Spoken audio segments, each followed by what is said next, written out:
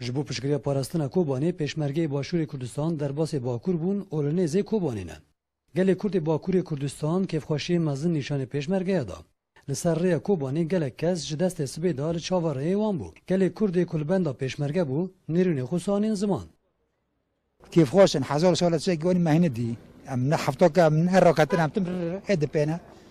Em tim dipêne ki kêfxweşin. Zez. Taf kêfxweş yani çiqa zade Xwedê şükür yani çok şükür. Ki me roka waj dî. Valla kêfa me gelkî xweş e ji pişmergara. Em xwazin va hêzek Kurdî were. Alî me bike. Ji bo Kobanê. Ew jî hêzê me ne, ew jî Kurdê me ne. Gerek silavê me jî başûr re ne. Ben İstanbul'dan geldim. Bu bir ırkın, dinin veya ideolojinin sorunu değildir. Bu bir insanlık sorunudur. İnsan olduğum için buradayım. Fırsat bulursam karşıya geçeceğim. PYD saflarında savaşacağım. Bi hêzekî Kurd îro ku ji hêzê me Kurd gerek em teb alî hev bikin, hêzê me tev yek bibe, ev du cudayî di navbeyna me de hava kur roj helat û roj ava em tev yekin. Hêzê me tev yek e. Pêşmerga sersera û serçavatê zişxuzatî çavê me li riya pêşmerga îros çend ram dê pêşmergê me nehatin.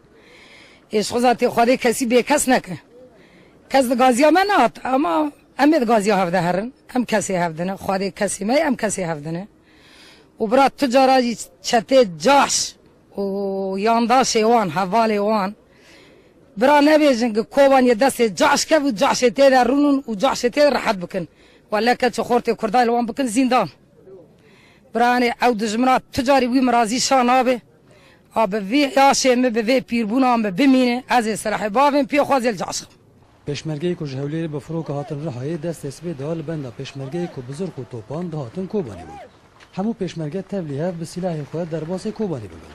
Hêzên YPG li ber sînor çawareyê pêşmerge bû. Wezîrê parastina Kobanê İsmet Şêxo anî ziman ku bi hatina pêşmerge kêfxweşin. Îro li navenda Pîrsûsê li ber deriyê Kobanê gelek kes piranîzê ji Bakurê Kurdistan zatine vê derê ji bo ku pêşmerge tevlî Kobanê bin ji bo parastinê ew zatine ji bo pîrozbahiyê.